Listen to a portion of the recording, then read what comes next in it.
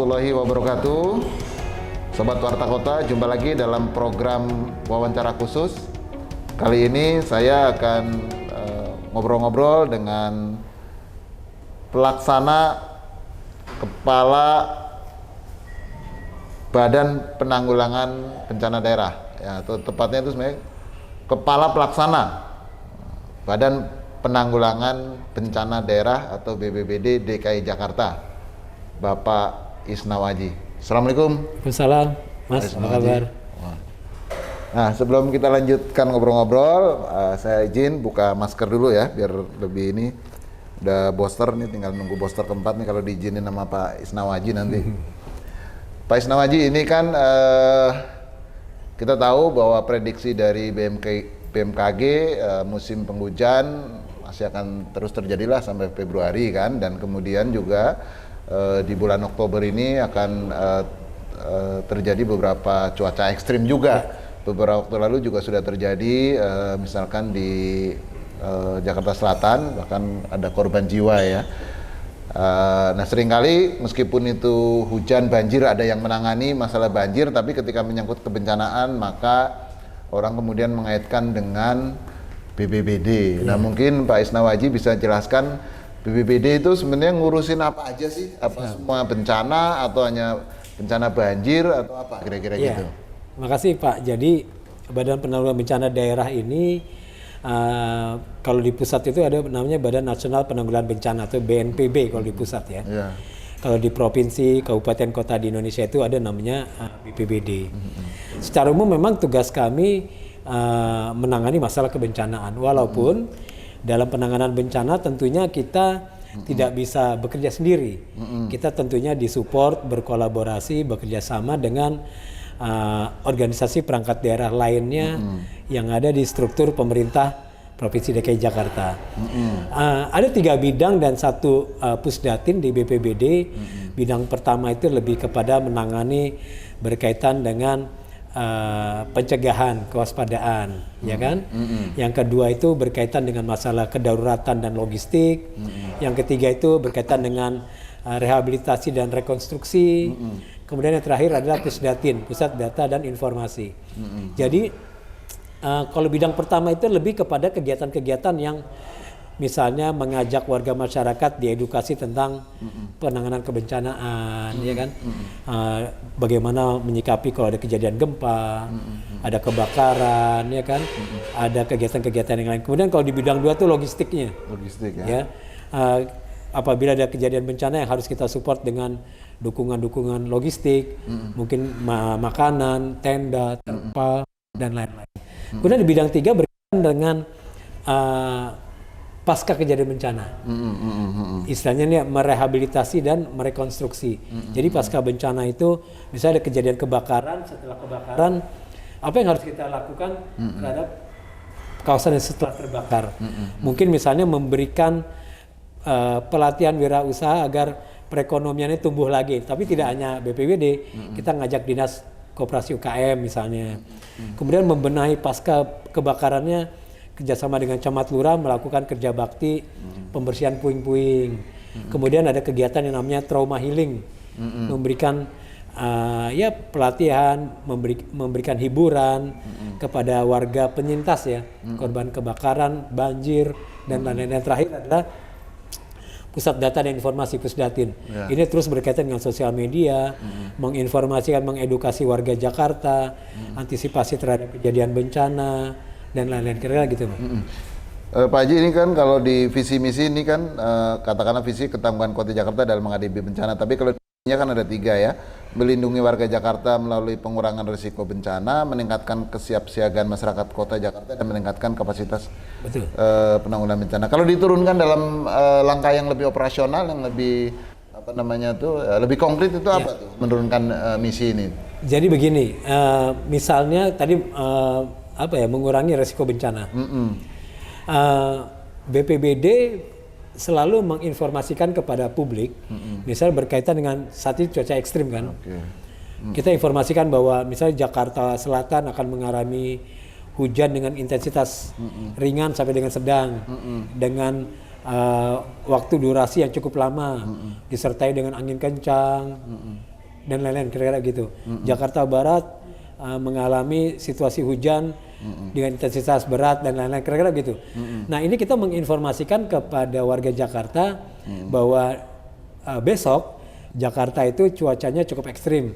Jadi kita mengingatkan warga untuk mengantisipasi cuaca ekstrim. Kemudian kami juga BPBD menginformasikan ada namanya TMA, tinggi muka air. Kami memantau seluruh pintu-pintu air yang ada di DKI Jakarta. Seperti tadi malam tuh Katulampa, Katu Siaga 1 ya kan, informasi dari Pak Wali Kota Bogor. Nah, itu menginformasikan kepada kita untuk antisipasi 5 sampai 6 jam kemungkinan kawasan-kawasan di bantaran Sungai Ciliwung akan tergenang banjir. Kita juga tidak hanya Katulampa, ada Angke Hulu, Sunter Hulu, Manggarai, Pulau Gadung, ya kan, Pluit, Pasar Ikan. Jadi artinya banyak pintu-pintu air yang kita monitor 24 jam. Apabila ketinggian siaganya meningkat dari siaga 3 jadi siaga 2 atau siaga 1, kita sudah harus bisa memprediksi kelurahan-kelurahan mana, wilayah-wilayah mana di DKI Jakarta terendam banjir. Kan itu sudah ada petanya kan, artinya ketika Katulampa siaga 1 itu artinya daerah-daerah di bantaran Sungai Ciliwung itu akan terkena dampaknya. Ya, nah itu 5-6 jam itu dari titik Katulampa atau titik Depok? Sebenarnya kalau sampai pintu airnya kan ukurannya di Manggarai. Pale scale-nya setelah dari Katulampa. Kalau ternyata di batasan pengukuran di Depok yang masih siaga 1, artinya arusnya masih deras, intensitasnya masih tinggi, otomatis 5-6 jam akan masuk di kawasan Kalibata, Rawajati, Pengadegan, Kebon Baru, Kampung Melayu. 5-6 jam itu berarti dari titik Depok ya? Dari Depok. Bukan dari Katulampa ya? Kalau dari Katulampa? Jadi bahasanya antara 5 sampai 6 jam. Mungkin dari Bogornya ya 6 jam ya masuk ke Depok, baru masuk ke kita.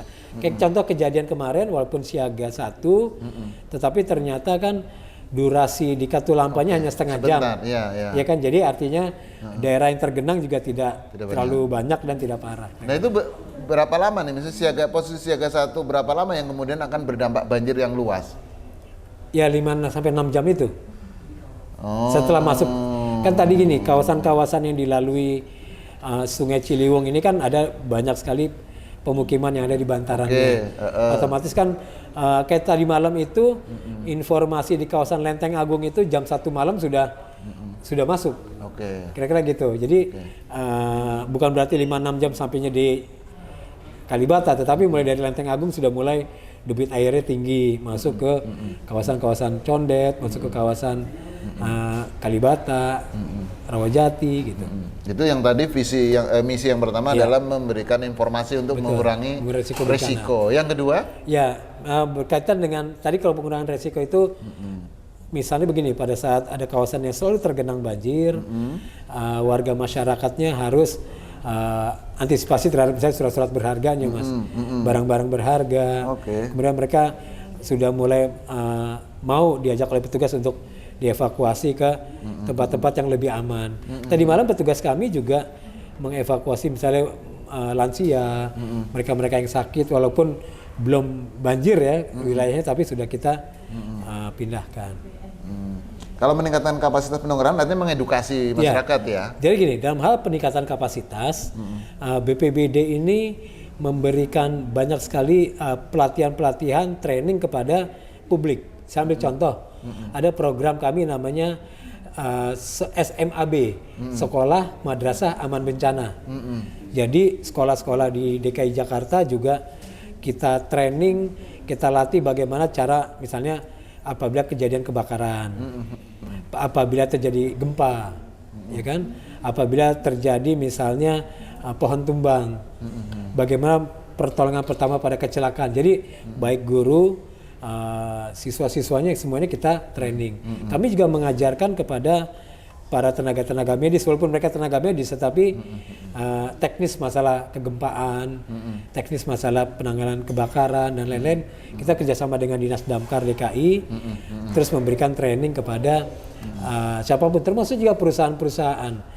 Misalnya kita concern terhadap kantor-kantor, gedung-gedung berlantai tinggi, bertingkat, ya kan? Ini kan sangat rawan terhadap kemungkinan terjadinya gempa. Kita ajarkan bagaimana jalur evakuasi. Kita pernah menemukan misalnya ada gedung, tetapi ternyata tangga daruratnya itu dipakai buat gudang. Nah, itu kan contoh-contoh ya. Jadi kita harus pastikan bahwa jalur evakuasinya clean and clear, titik kumpulnya siap, kemudian sarana penanggulangan bencananya ready. Misalnya ada alat pemadam api ringannya, kemudian juga aparnya, kemudian ada tim di gedung itu yang memang tim rescue. Jadi tidak harus menunggu kedatangan Dinas Damkar atau BPBD, tapi mereka ada tim yang memang sudah sering berkoordinasi dengan kami untuk mereka dilatih, baik itu security maupun tim rescue-nya untuk melakukan penyelamatan pertama apabila terjadi gempa. Kira-kira demikian. Sebenarnya kalau terkait dengan rescue atau penanggulangan bencana itu porsinya itu lebih di BPBD atau di Damkar juga? Karena Damkar juga ada rescue-nya juga kan? Jadi gini Mas, di dalam istilahnya dunia komunitas kebencanaan ya, itu kan ada namanya, kita mengenal ada namanya pentahelix. Pentahelix itu ada unsur government-nya, pemerintah, ada unsur media massa, ada unsur dunia usaha dan lain-lain. Artinya gini, penanganan kebencanaan tadi saya bilang menjadi tanggung jawab bersama. Ada komunitas-komunitas, ada PMI misalnya, ada pramuka, ada dari dunia usaha. Jadi tim rescue itu sebetulnya banyak ya, ada termasuk kantor SAR. Tetapi BPBD suka mengkomandoi, mengkolaborasikan mereka.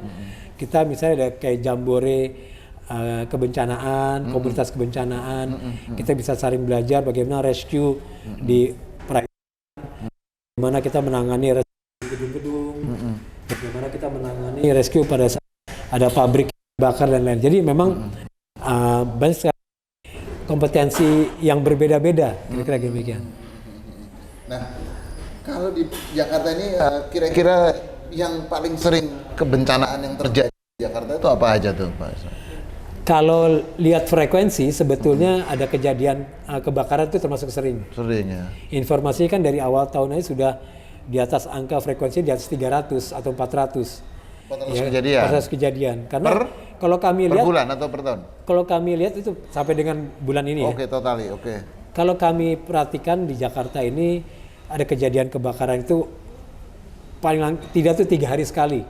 Atau kadang ada yang setiap hari ada dengan tingkat intensitas yang berbeda. Kadang ada hanya warteg, hanya ada bangunan kecil, bahkan sampai ada pabrik ya. Jadi yang pertama adalah kebakaran cukup masif di Jakarta, kawasan-kawasan padat hunian, konslet arus pendek dan lain-lain. Yang kedua adalah masalah tadi genangan dan banjir, karena memang dari zaman dulu ya, di zaman Belanda juga Jakarta sudah suka mengalami kondisi dilanda banjir.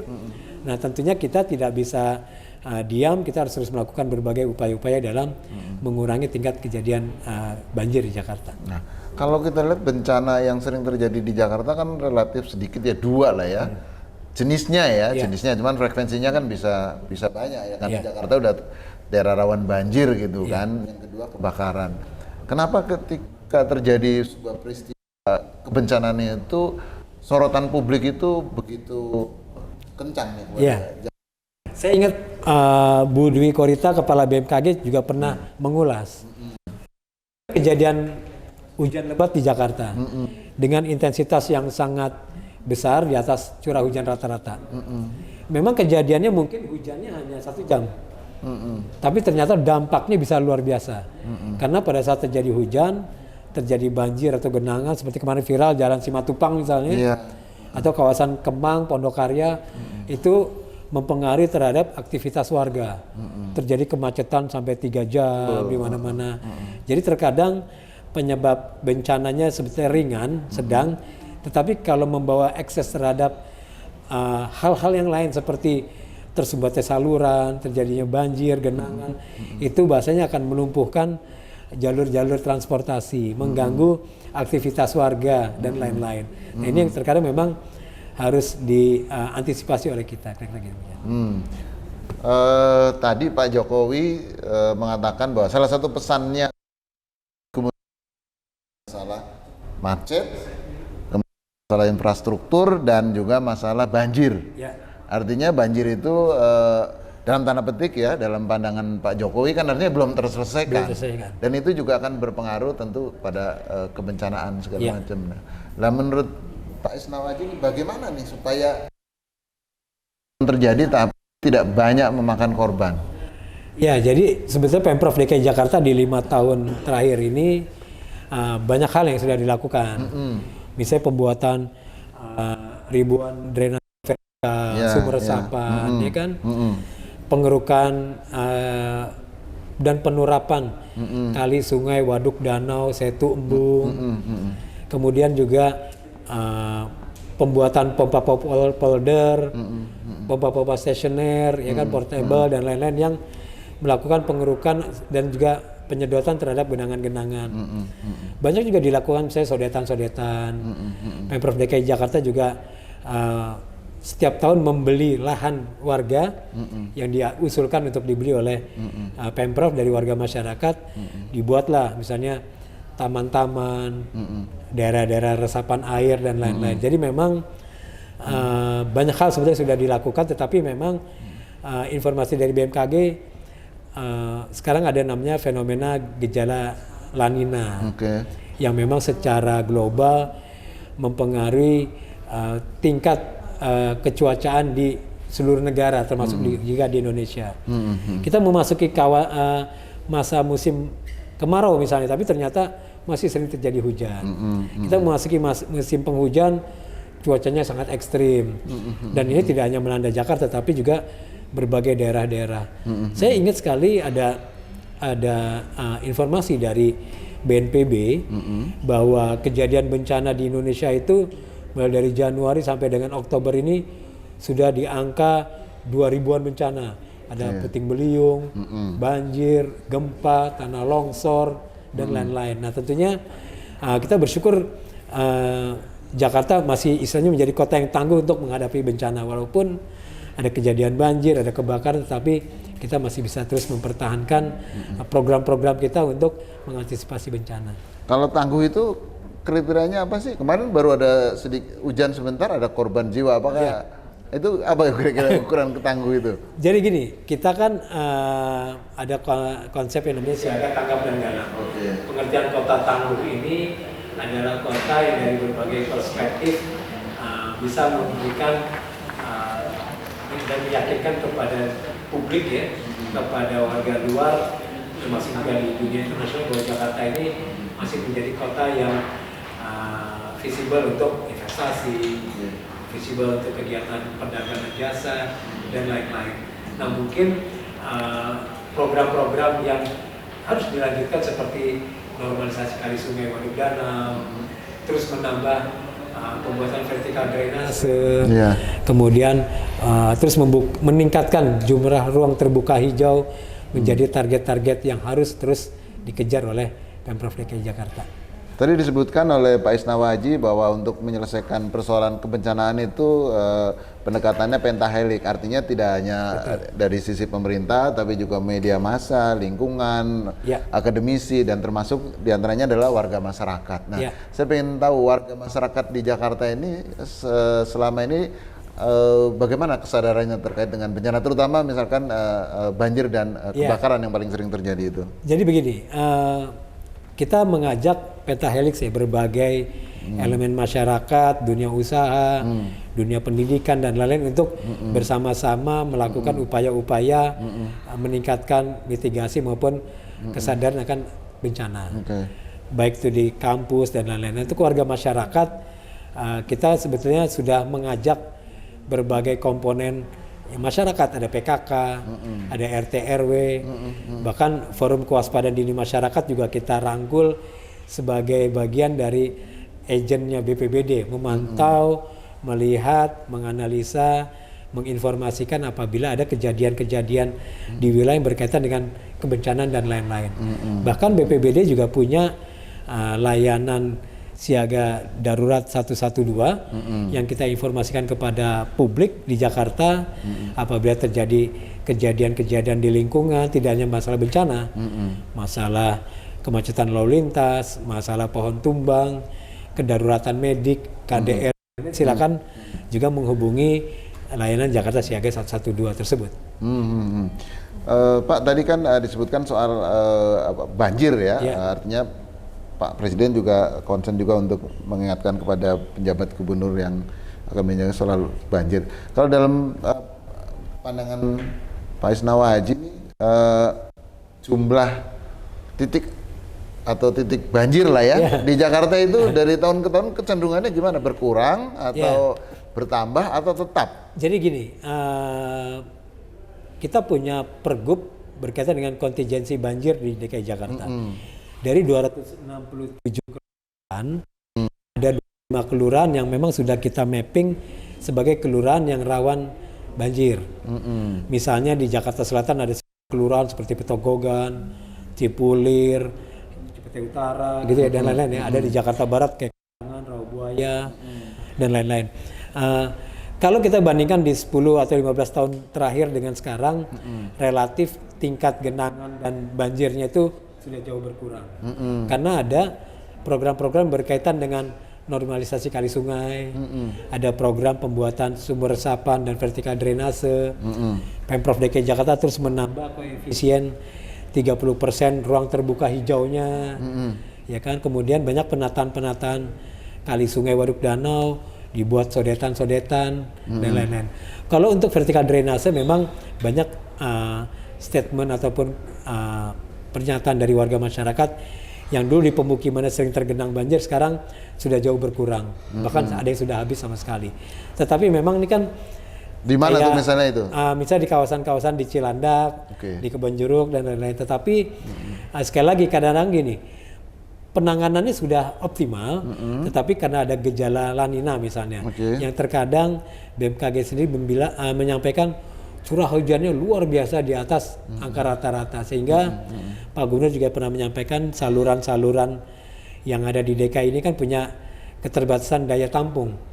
Apabila curah hujan jauh di atas rata-rata dan intensitasnya lama, bisa 1 jam, 2 jam, 3 jam, tentunya daya tampung ini mempengaruhi juga terhadap bertambahnya luasan genangan banjir yang ada di DKI Jakarta. Jadi di satu sisi Pemprov sudah banyak berbuat melakukan upaya meminimalisir banjir, tetapi juga kembali lagi kepada alamnya. Kalau curah hujannya di atas rata-rata, intensitasnya lama, ya kan tentunya ini mempengaruhi terhadap kondisi genangan dan banjir yang ada di Jakarta. Kita juga masih menyisakan permasalahan, misalnya ada kali sungai, waduk, danau, terutama sungai-sungai yang mungkin dari dulu tidak pernah dilakukan pengerukan misalnya. Jadi mengalami kondisi penyempitan dan pendangkalan. Kita lihat seperti Kali Mampang, Kali Krukut di kawasan Kemang misalnya. Itu sering terjadi banjir genangan karena memang dimensi kalinya itu sudah tidak ideal lagi. Kalau kita tanya sama orang asli Jakarta di zaman dulu, di tahun 70-an, iya, itu mungkin Kali Mampang, Kali Krukut bisa 5 meter, 10 meter gitu kan. Tapi kondisi sekarang paling cuma 2 meter. Kedalamannya juga sangat dangkal, kira-kira demikian. Jakarta itu kan ada 13 sungai ya. Ada Mokofat, Angke, Pesanggerahan, Grogol, Krukut, Kali Baru Barat, Ciliwung, Kali Baru Timur, Cipinang, Sunter, Buaran, Jati Keramat, dan Cakung ya. Nah, dari 13 sungai tersebut yang paling sering membawa air dalam jumlah besar dan kemudian menyebabkan banjir di Jakarta kali mana tuh? Kalau analisa Ciliwung, ada Pesanggerahan ya. Kalau untuk kayak Mukefart dan lain-lain itu relatif lebih terkendali. Jadi memang ada kali atau sungai itu memang bahasanya ini cabang dari sungai besarnya. Kalau misalnya Pesanggerahan naik, otomatis seperti Mampang, Krukut, ya, Sungai Ciliwung naik, ya kali-kali penghubung, saluran-saluran penghubungnya ikut, ya karena memang menyebar ya. Jadi ikut memberikan kontribusi genangan dan banjir. Tadi kalau seandainya curah hujannya cukup lama, durasinya lama, dari pagi sampai sore, itu pasti tidak hanya di kali besar aja bantaran sungainya akan terlanda banjir, tetapi juga saluran-saluran penghubung yang terkoneksi dengan sungai itu akan limpas ya, akan meluap menggenangi kawasan-kawasan itu. Saya ambil contoh, saya tinggal di kawasan Duri Kosambi. Itu ada namanya Gerahan, termasuk juga Angke, ya kan? Kalau kita mungkin di tengah kota Jakarta panas terik tidak ada banjir. pada saat peningkatan debit air di Tangerang misalnya, otomatis kawasan seperti Kembangan, Cengkareng itu akan meluap. Walaupun di Ciliwung tidak ada banjir tidak ada, tapi kawasan perbatasan Jakarta Barat dengan Tangsel misalnya itu.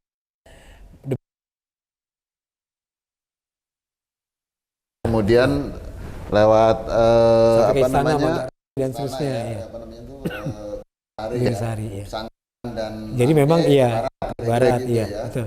Cakung atau apa itu timur ya. Makanya pernah kejadian di Jakarta tidak ada banjir, tiba-tiba kawasan kayak Kembangan Selatan, Duri Kosambi itu ada yang tergenang gitu. Memang meluapnya Kali Angke atau Pesanggaran gitu.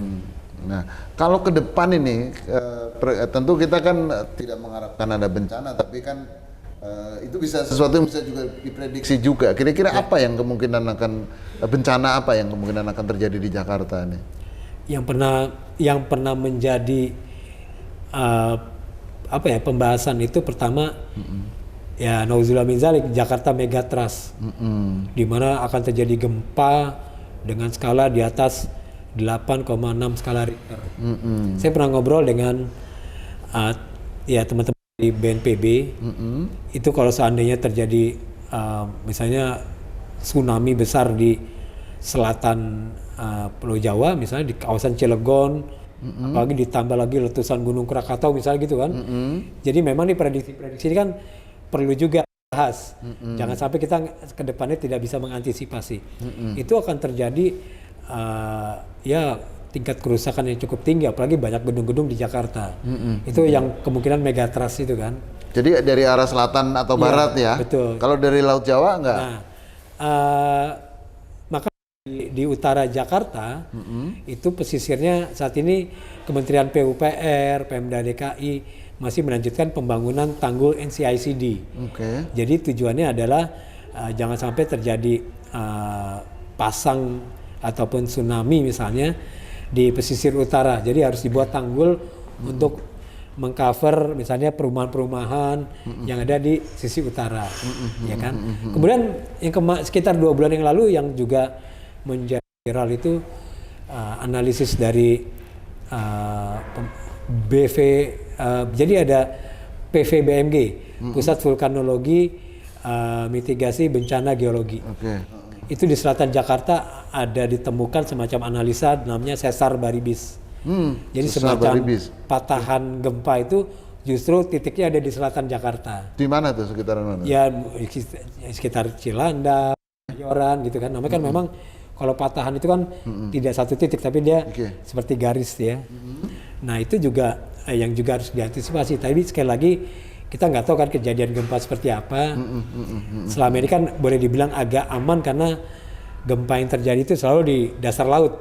Kayak kemarin kan itu di kedalaman sekian kilometer dan dampaknya hanya sedikit ke Jakarta. Tetapi kita juga harus antisipasi kalau terjadi gempa yang mempengaruhi patahan-patahan tersebut, kira-kira gitu. Jadi bagaimanapun kita harus punya model-model analisa terhadap berbagai jenis bencana yang terjadi. Juga kemarin disampaikan misalnya ada bencana, kan ada bencana alam, bencana non alam, bencana akibat kegagalan teknologi misalnya. Kejadian LRT tabrakan misalnya. Kita juga harus mengantisipasi MRT dan lain-lainnya dong, karena itu kan berkaitan dengan teknologi. Betul. Kemudian juga disinggung juga misalnya bencana yang berkaitan dengan misalnya kasus nuklir dan lain-lain, karena seperti di Chernobyl, Fukushima dan lain-lain pusat-pusat reaktor itu kita juga Jakarta ini harus mengantisipasi bencana apapun yang memungkinkan bisa terjadi di Jakarta gitu. Itu yang membedakan Jakarta dengan daerah lain ya, karena di sini ada fasilitas yang ya seperti MRT, kemudian ya jalan kereta LRT seperti itu ya.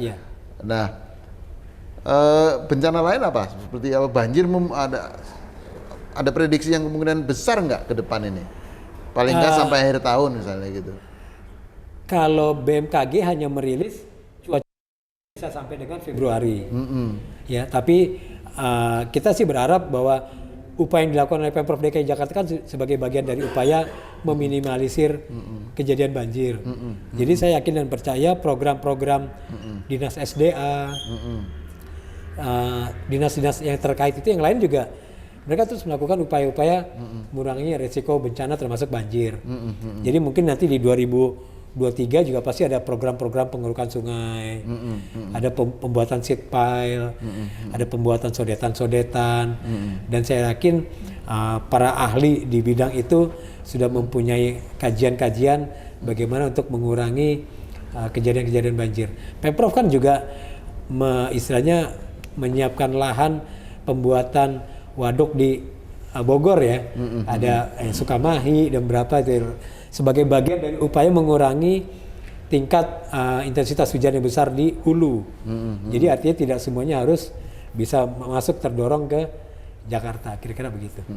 Kalau bencananya banjir atau kebakaran bisa jadi warga Jakarta sudah terbiasa. Tapi ketika ada megatrust tadi disebutkan itu ya, apalagi ditemukan ada titik sesar baribis yang di daerah Cilandak dan Selatan Jakarta, Kebayoran Baru, dan kemungkinan bencana yang disebabkan oleh teknologi lah ya, termasuk di dalamnya ya teknologi transportasi.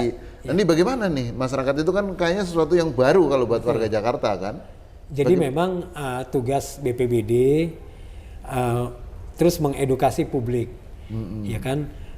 Bukan berarti kita menakut-nakuti, tidak, tetapi bagaimanapun kan bencana itu harus diantisipasi. Kita harus bisa mengenali resikonya agar kita bisa mengurangi bencana yang terjadi untuk kita. Nah, untuk itu kita dengan suka mengadakan misalnya workshop, kita mengundang para ahli untuk mereka bisa memberikan pandangan, memberikan gambaran bagaimana kita harus bisa memitigasi kejadian bencana di Jakarta.